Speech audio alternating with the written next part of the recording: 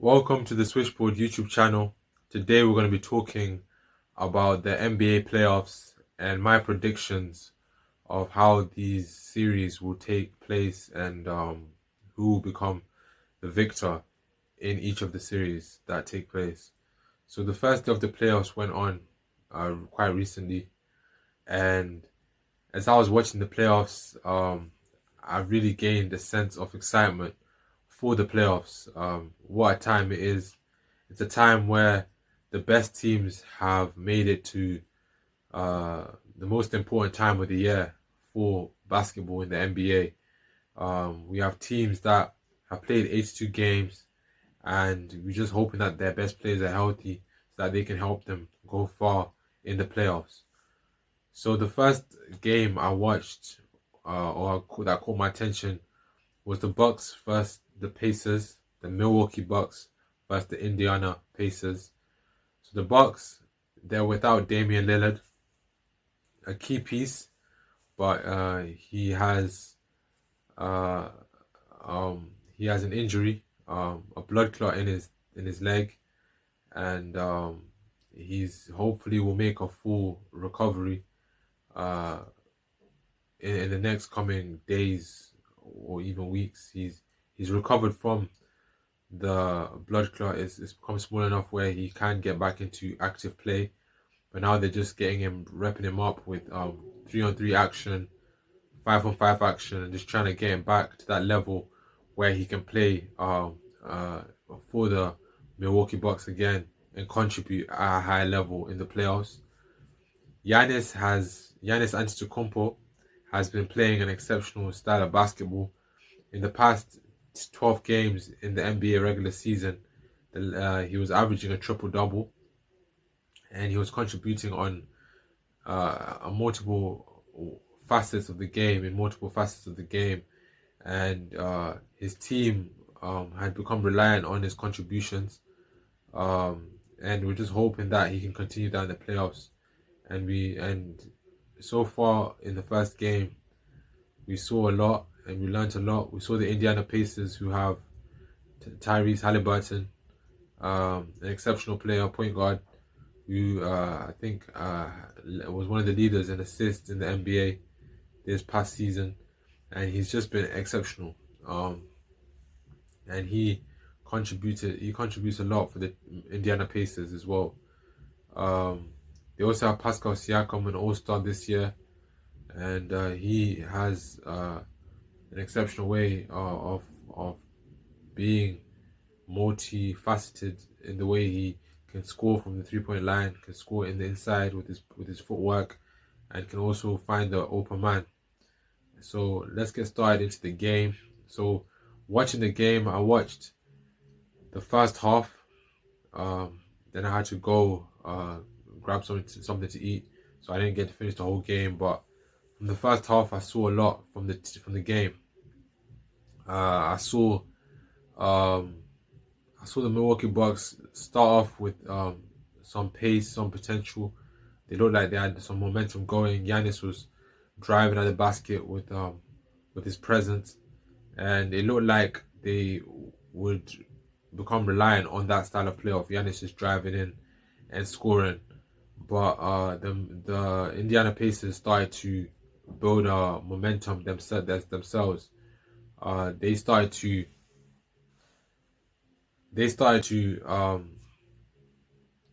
kind of realize that, when you're watching a player like Giannis drive to the basket, you have to ask yourself, is it better that I foul this player even though I go into the bonus? The bonus is when a team fouls more than 5 times as a team. So an individual could foul a player is the total amount a team fouls, and if it reaches 5.25, they go into the bonus, which means any fouls above 5, it leads to a free throw line shot.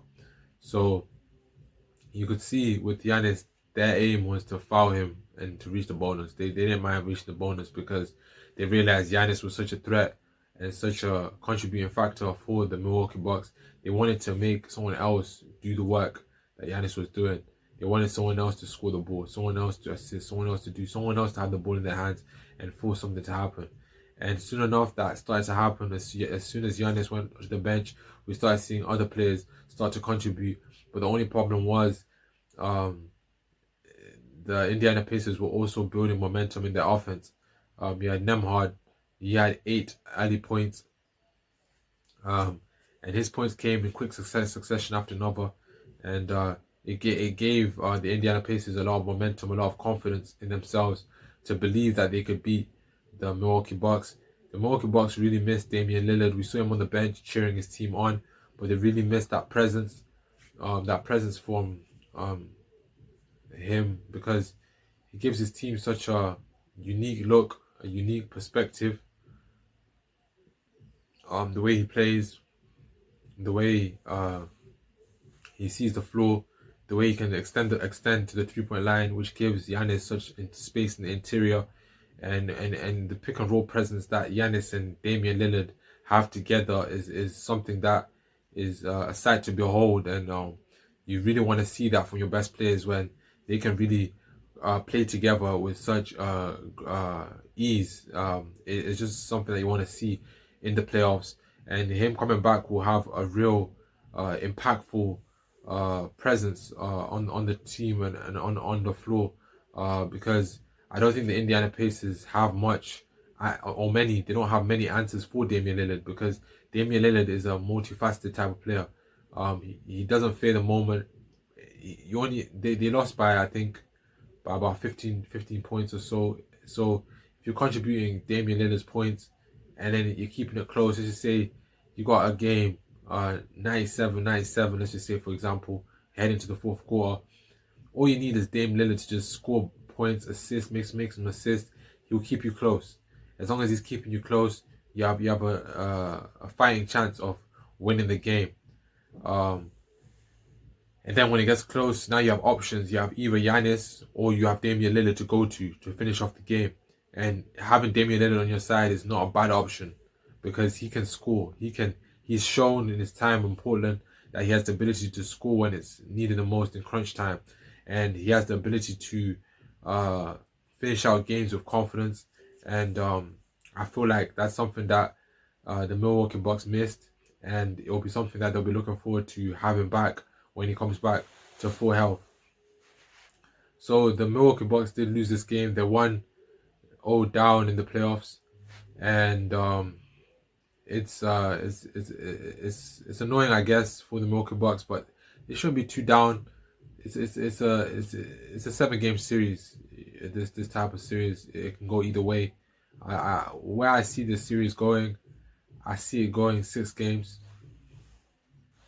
I see the Indiana Pacers winning 4-2 in 6 games. I see that's how I see it going. I think the Indiana Pacers just have just that extra bit of pace, extra bit of help. You got Obi Toppin coming off the bench. You have Nemhard doing his thing. You have Miles Turner, who hit some big shots in the game and he contributed a whole lot. You have Pascal Siakam, who has the ability to take over a game at any time. Really, any time he can take over a game. You have Tyrese Halliburton, who has the floor general type aspect where he can locate players. I think you have a couple players, and you have some players who are on the Pacers bench who I can't name right now, but have the ability to be a floor general when Tyrese Halliburton steps off the floor. And that's key when you're looking at a 7 game series, or you're looking at however games you think this can go. You need players who can fill in the gaps, who can space the floor, who can do different things, who can contribute. When Tyrese is not scoring, you have Nemhard, you can do his thing. You have Pascal Siakam, you have Miles Turner, you have Obi Toppin, you have people who can step forward and do their thing. You have a couple guys, Mandarin, who can do his thing too. So it's just a plethora of players, and they seem very selfless. They seem very selfless in terms of when another player is doing his thing, they support one another. They really thrive in supporting each other and pushing each other on. And I'm not saying the Milwaukee Bucks don't do that, but I feel like they rely on Giannis and Dame Lillard so much that if one of them is not on the floor, they struggle to really counteract the negatives of them not being on the floor. And I feel like they need Dame Lillard and Giannis to be healthy throughout the playoffs, throughout this series. If one of them goes down, I feel like you basically your playoff journey is over, and I feel like that's something that the Milwaukee Bucks have to keep an eye on, that they can get other players to contribute on the team, Kuzma, Lopez, just getting other players to contribute, so that Bobby Porter, so getting other people to contribute, so that they don't have to rely so much on those two players that I named. So that was the first series I watched. The second game I watched was the LA Clippers versus the Denver Nuggets. It was a game which I was very excited to watch, because I felt like this game could go 7 games. Indeed, this is a 7 game series in my opinion, because of the teams that are being played, the teams that are playing, and the Lakers. Or should I say the Lakers? My bad. Don't cause any stir up there. The LA Clippers with their new arena. So now that the LA Clippers, we have to respect them. They had James Harden on the floor. They had Kawhi Leonard. James Harden's been having an amazing season. He has returned to all-star form, and it's been fun to watch. We had Kawhi Leonard, who's been looking the best he's looked since 2019. A lot of people have been saying that, and I agree too. He's been looking exceptional. They had Zubac, who is the second most guy who's marked Jokic in the past 10 years. In the past 10 years, yeah, he's the second most who's had marked Jokic, other than Rudy Gobert. He's the only one that's marked Jokic more. So it was a confident series. You have a couple of other guys who I can't name at this moment in time, but you see that the LA Clippers had a lot of players on their team, a lot of players in the roster, who could contribute and who could help them win the game. And then Denver Nuggets, they were fully loaded. Pause. They had Jokic, who's an exceptional player. They also had Jamal Murray, and they also had Aaron Gordon, Michael Porter Jr. So Westbrook, they were fully there, and that's the type of presence you need to try to play a team like the LA Clippers. You need to be fully healthy, and they looked healthy. The LA Clippers started really on a hot streak. James Harden had his moments.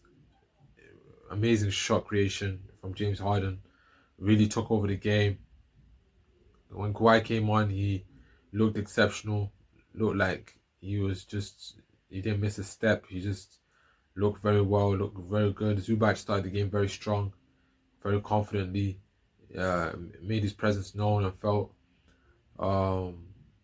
Yeah, it was a very good game from the players that played, and Denver reacted in their own way. Jamal Murray made some big shots in the game to bring them back into the game and to level the score. He just made shot after shot, and Jokic was Jokic. Jokic was making passes, making reads, scoring the ball. Westbrook had key moments where he delivered a big shot at the end of the game, which helped the team push it to past the LA Clippers. And Brown, I think Brown had this Brown. Yeah, I kind of get his name wrong. It's spelled in an interesting way. But he played for Kansas. If you know who I'm talking about, played for Kansas college. He had a clutch basket at the end of the game, which passed by Jokic, and he had a fantastic shot, and it went in, and it helped them win the game. So, but I did feel like the LA Clippers could have won that game. It was in their grasp. I was supporting the LA Clippers at that time. I wanted to see them win that game because I felt like they had the edge, but they let one slip, I guess. They didn't hold the momentum they had, and I don't know, like Kawhi, he looked himself, but you know how Kawhi is. He's to himself. So you can't really tell if he's feeling any if anything's bothering him mentally or anything. You can't really tell. So it just looked like Kawhi had moments where just a few moments, some turnovers, a lot of turnovers that really cost the game from Kawhi. Yeah, a lot of turnovers, I guess, and that really impacted the game because in a close game like that, you have to minimize your turnovers. You can't become comfortable in terms of like we're leading, so you become comfortable in terms of like because we're leading, we can make a lot more mistakes and then get away with it and still win the game. You have to treat it like it's playoff basketball. I think Luka Doncic said something. He was asked what would it take to win a championship with the Lakers, and he said it will take every possession. You know what I'm saying? Every possession, everything, every decision you make, it really comes down to the details if you want to win a championship. And I thought the LA Clippers didn't show that level of detail. They just got too comfortable, and it showed. Then compared to the Denver Nuggets, they really looked like a championship team. They really fought, they really battled, and they really showed why they won a championship in 2023. So I can't lie, I was really impressed with the LA, no, with the Denver Nuggets, and I was impressed with the LA Clippers at some points in the game, but they let me down overall. Now predicting this series, where I think it's gonna go, I think it's gonna be a 7-game series, and I think the LA Clippers will win this series. I know they've lost game one, but I think this is the wake-up call they needed to wake themselves up and to realize that it's more than just momentum. It's about detail. And if they can come back and focus on the details, I think they can win this game and really solidify their position. So the final game I didn't get to watch, but I watched the highlights. The game was running at 1:30 in the morning, and you know that's quite difficult to watch them games at 1:30 in the morning, especially when you got a whole nother day coming up and you just want to be fresh in the morning. So I decided to pass on that game. But I watched the highlights, and it was the Minnesota Timberwolves versus the LA Lakers. And Minnesota Timberwolves have Julius Randle, Anthony Edwards, Jaden McDaniels. They have another player, 6th man of the year. The name's not coming to mind, but they have a 6th man of the year who's running 6th man of the year as well, who's very impressive. And the LA Lakers have who they have LeBron James, Luka Doncic, Austin Reeves, Rui Hachimura. Just the list goes on of the players they have, and it was a tight game. Luka started the game hot, 16 points in the first quarter, really solidified his presence. LeBron I won't say he had a slow start, but he didn't start the game scoring a whole deal, which I feel like the battle between not a battle, but the issue there sometimes with LeBron and Doncic is sometimes I feel like LeBron's waiting for Luka to get hot, but then LeBron kind of not settles, but it kind of settles down into not really making his presence felt until the second, third, fourth quarter, and then rather like picking it up together with Luka in the first quarter and getting it together. Because if they both get that offense running, I feel like it's going to help them just ease out the game faster, get to their groove faster than for LeBron to get warm in the third quarter, second quarter, and Luka is just getting hot from the beginning. He's just finding his shot. I feel LeBron also needs to find his shot. But give it to Luka if he's hot, but find his shot as well, and also find Austin Reeves to get his shot going as well, because I feel like that there's a lot of ball watching when it comes to Luka Doncic's play. There's a lot of ball watching and just watching him go to work instead of them trying to get ready and trying to say, okay, we need to also get our game going too, because you never know what the game can take us to, because Luka could lose this form quickly, and that showed in the game. They started guarding him differently, and he started to cool down. They didn't want him to get into the bonuses. They didn't want Lakers to get into the bonuses. I watched the press conference with Julius Randle and Anthony Edwards, and he talked about how he didn't want the Lakers to get into the bonus in the early quarters. So they really made an emphasis on not fouling, and you can see that because the Lakers cooled down. They cooled down. Luka cooled down, and you can see they really were looking for fouls, but there's no fouls to be found. So I think that the Lakers need to make an emphasis on finding their own presence in the game uh, individually, to find their own presence so that the game doesn't get away from them. But it was an interesting game. It was a good game to be fair. Minnesota Timberwolves played the game exceptionally well. They passed, they moved the rock. They had key moments which showed us their strengths. Julius Randle came into the game blazing, played an exceptional game. Anthony Edwards had an amazing game also. He just did his thing, and it was fun to watch Anthony Edwards do his thing. He was passing the ball when he needed to pass it, when he needed to shoot, he was shooting it. He showed why he led the league in threes this past season, and he's just been playing an exceptional game, a game that shows maturity and just shows a level of wanting to get to the next level. And he just he did everything right. He did everything right. It was near. I won't say it was a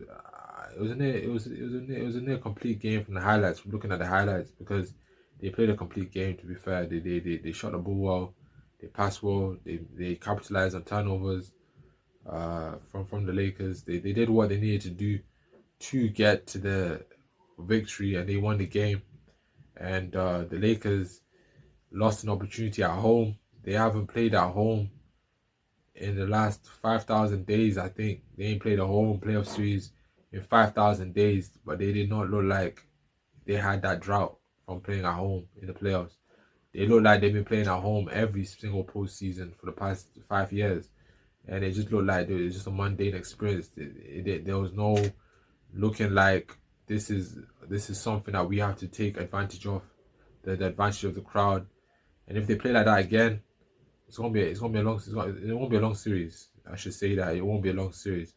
My prediction for this series is, I'd say Minnesota are going to take the series in 5 games. Did I say 5? In 6 games. 5 is a bit of a stretch. I'll give Luka 2 games. I'll give LeBron 2 games. I'll give Luka 1. I'll give LeBron the second. But after 2 games, I think it's a wrap. I think Minnesota will close them out in 6 games. That's my prediction. So we're gonna wait and see what happens there. We've got a couple more games coming up. That we have to see what happens to them. We just gotta wait and see what happens with them games. We got the Grizzlies versus the Thunder. Got the Warriors versus Houston, and we got the Celtics versus the Magic, I think, and we got Cavaliers playing as well against the Heat. But I think tomorrow or today I should say, the 2 games that are being played is the Magic and the Celtics, and the Grizzlies and the Thunder. So we've got to make sure we tune into that, and we'll come back with more reviews for them games too. It's been fun talking. It's been fun looking at the game. I want to hear your comments. What do you think? Like, do you think these playoffs have been entertaining? Have they lived up to the hype? Have they been everything you've been searching for? Me, I like to tune in when the playoffs start. That's when I tune in. I like to watch highlights throughout the regular season to get accustomed to the style of play and get accustomed to the players I like to see and watch. But when the playoffs kick in, I like to watch full games and just get grounded with the level of play, the level of physicality. It's just fun to watch, and I hope you guys have enjoyed it too. I hope you guys are keeping entertained and are entertained by the NBA games also. Let me know in the comments below which has been your favorite game so far. Let me know who have been your favorite performances so far, favorite players. A lot of players have been playing exceptionally well. Wait, there was one more. Oh, there was one more game which I missed out. There's been one more game I missed out. The Detroit Pistons versus the New York Knicks. Nearly forgot that game. Let's talk about it real quick. So the New York Knicks played the Detroit Pistons. And the New York Knicks, they have Karl Anthony Towns. They have Karl Anthony Towns. They have this is bad. This is bad. This is very bad. I do forget his name. 6'3", menace on the court, played for the Mavericks, All-Star. Yeah, I do forget his name sometimes, but he's also there, point guard on the New York Knicks, and they have Anunoby. So they have a good team. There's a couple other guys which I haven't named, and the Detroit Pistons have Cade Cunningham, Ozar Thompson, and a couple of other guys on that team. So the game, I watched the highlights. The game was a close, contested game throughout. I watched the game live as well, but I was buying asleep at that time. You know how it goes. Sometimes when you're watching something and you're tired, you're just like, oh my gosh. But it was entertaining. When I was watching it live, it was very entertaining. I do recommend NBA games because these players have been very entertaining so far. Cade Cunningham came steaming. The game was just close. The game was going back and forth. At one point, it looked like the Detroit Pistons had the edge. It looked like they could win the game. I was convinced that the Detroit Pistons might actually have the edge on this one, just like the highlights showed. And then a switch happened in the fourth quarter. The New York Knicks scored 40 points in the fourth quarter, which is to me is crazy. 40 points in the fourth quarter. That's a amazing amount of offense, and defense must have been strong as well to keep the Detroit Pistons at bay, and they ended up winning the game. So it just shows anything can happen in the playoffs.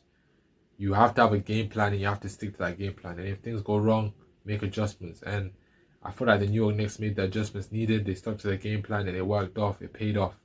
And I think this series could be an entertaining series. I think this series could go 7 games. Another 7-game series. I know it's another one. I think this series could go to the New York Knicks in 7 games. I think they have the better team overall, and I think they have the more momentum going. But we have to wait and see. I think they have more going for them at this moment in time, and I think that's how the series will go. But yeah, that's that. I hope you like the videos. So it shows us that you're enjoying the content. I hope you comment so that we know what you're enjoying and your thoughts and your emotions and how you're feeling while watching these videos. And I hope you subscribe so that we can continue coming back with your fresh ideas and fresh content that you guys can enjoy and feel like it's something, a channel that you feel at home and you feel comfortable being here and feel welcome and feel like this is a good environment to be in. This is the Switchboard YouTube channel, and thank you for tuning in.